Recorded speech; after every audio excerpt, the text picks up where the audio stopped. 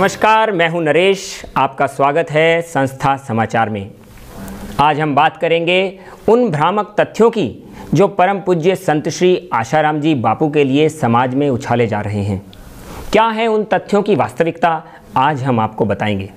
अभी कुछ समय पूर्व काफ़ी चर्चा रही कि संत श्री आशाराम जी बापू के आश्रम में एक अश्लील सीडी बरामद हुई, लेकिन आज आपको हम बताएंगे उस सीडी की वास्तविकता क्या है। जोधपुर के डीसीपी अजय पाल लांबा जी ने कहा कि आश्रम में कोई भी सीडी या फिर ऐसी वीडियो क्लिप बरामद नहीं हुई। उन्होंने ये भी कहा कि हमें वहाँ पर कुछ भी नहीं मिला है। इस सीडी के बारे में फिर क्यों इतना उछाला गया, क्यों इतना बताया गया कि आश्रम में ऐसी अश्लील सीडियाँ बनाई जाती हैं या आश्रम में ऐसी अश्लील सीडी पाई जाती है। वास्तविकता क्या है, ये समाज से क्यों छुपाई जा रही है, आज जानिए हमारे इस कार्यक्रम के द्वारा। वहीं पर शाहजहांपुर की वो लड़की जिसने बापूजी के खिलाफ एफआईआर दर्ज कराई है, उसकी ही सहेली ने मीडिया पर आकर ये कहा कि मेरी उस लड़की से बातचीत हुई, परंतु उस लड़की की सहेली ने बताया कि मेरी बातचीत में उसने कहा कि मेरे को जैसा बोलने के लिए कहा जा रहा है वैसा ही मैं बोल रही हूँ। ये बातें कुछ चैनलों पर भी चलाई गई। आखिर किसके कहने पर ये इल्ज़ाम लगाए जा रहे हैं, कौन है इन तथ्यों के पीछे, ये जानने की आवश्यकता जरूर है। नेपाल के राजदूत श्री विष्णु हरि जी ने कहा कि पूज्य बापूजी के खिलाफ ये एक षड्यंत्र रचा जा रहा है। पूज्य बापूजी भारत की ही नहीं पूरे विश्व की धरोहर हैं, इसलिए समाज को उनकी रक्षा करनी चाहिए। और प्रसिद्ध न्यायविद श्री सुब्रमण्यम स्वामी जी ने भी कहा कि पूज्य बापूजी के खिलाफ ये षड्यंत्र किया जा रहा है। उन्होंने ये भी कहा कि मेरे कानूनी सलाहकारों का ये कहना है कि परम पूज्य संत श्री आशाराम जी बापू के विरुद्ध ये केस पूरी तरह बोगस है। आशाराम जी बापू को फंसाने का प्रयत्न किया जा रहा है।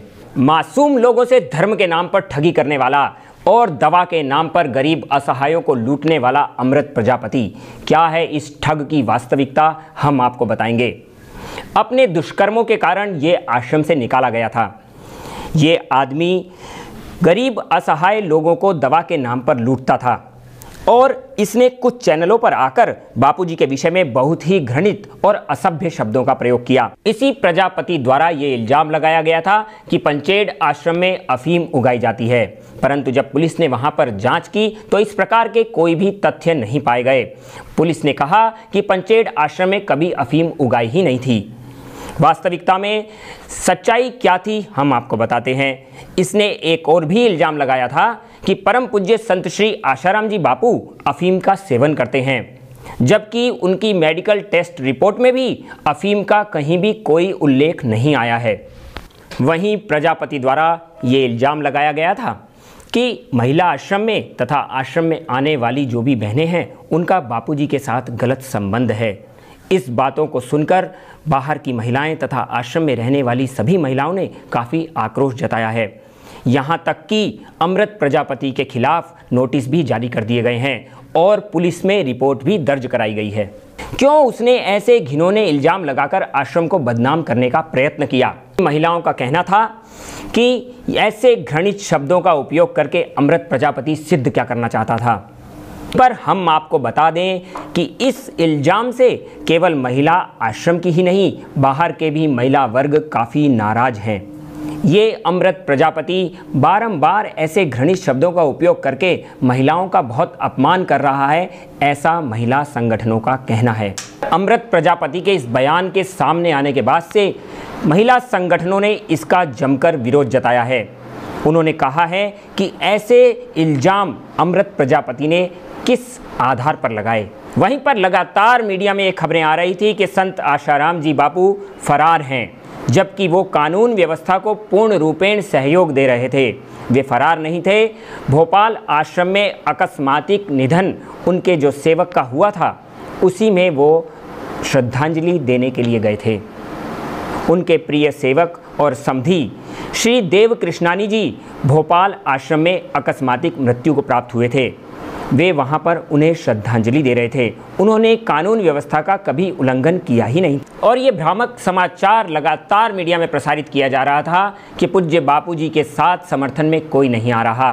परंतु वास्तविकता ये थी कि परम पूज्य संत श्री आशाराम जी बापू के साथ कई हिंदू संगठन और कई समाजसेवी संस्थाएं तथा साधकों द्वारा कानून व्यवस्था को सहयोग देते हुए कई मौन रैलियां, धरने, प्रदर्शन लाखों करोड़ों लोगों द्वारा किए जा रहे थे। New York, London, Boston, America, Delhi, Mumbai, Kolkata, Maharashtra, Bhopal, Bhubaneswar, Latur, Bareilly, Jamshedpur आदि के भी कई संस्थानों द्वारा कई जगहों पर धरने प्रदर्शन किए जा रहे थे। पूरे देश भर में ही नहीं, पूरे विश्व भर से ऐसे लोगों द्वारा समर्थन पूज्य बापू जी को प्राप्त हो रहा था। समय अभाव के कारण हम आपको पूरे लोगों के नाम यहाँ पर नहीं बता पा रहे हैं। काफ़ी राज्यों में तथा पूरे विश्व भर से कई लोगों ने बापू जी के समर्थन में धरने प्रदर्शन किए, मौन रैलियाँ निकाली और पूज्य बापू जी को पूर्ण रूपेण समर्थन दिया था। परंतु हम ये बोलना चाहते हैं कि जो लोग ऐसा कह रहे थे कि पूज्य बापू जी के समर्थन में कोई नहीं आ रहा है, उन लोगों को, इन करोड़ों लोगों के हृदय के उद्गारों को भी समाज के सामने रखना चाहिए। वहीं पर आपको बता दें कि एक निजी चैनल के डिबेट के दौरान जनता ने एडिटर इन चीफों से ये सवाल रखा कि आप खबरों को खबरों की तरह से दिखाइए। आप वो दिखाते हैं जो आप दिखाना चाहते हैं, आप वो क्यों नहीं दिखाते जो सही तथ्य हैं।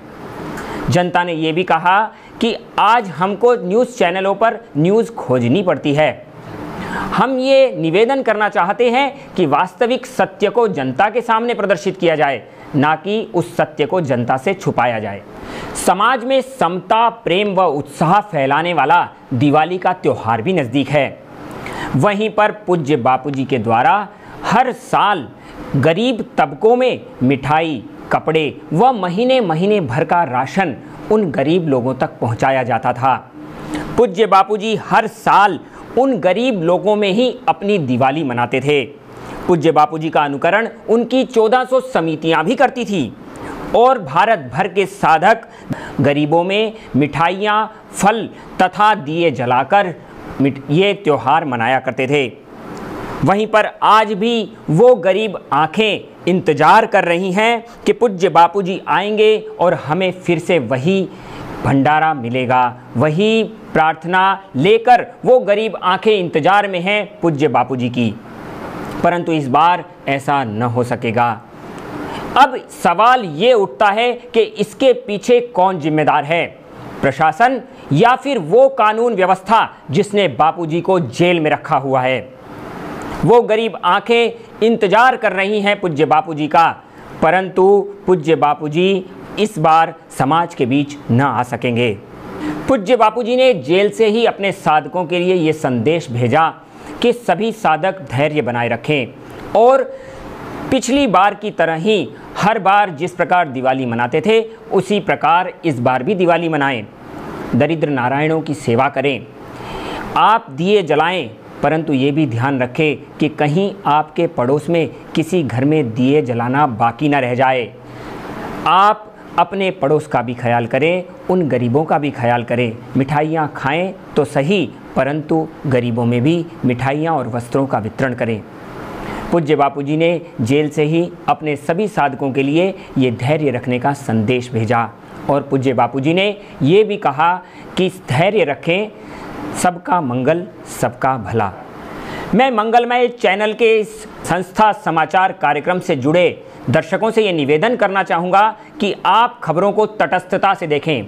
जब आप निष्पक्ष होकर इन खबरों को देखेंगे तो सच्चाई स्वयं आपके सामने आ जाएगी। खबरों से जुड़ी सच्चाई जानने के लिए जुड़े रहें हमारे साथ संस्था समाचार कार्यक्रम में। नमस्कार।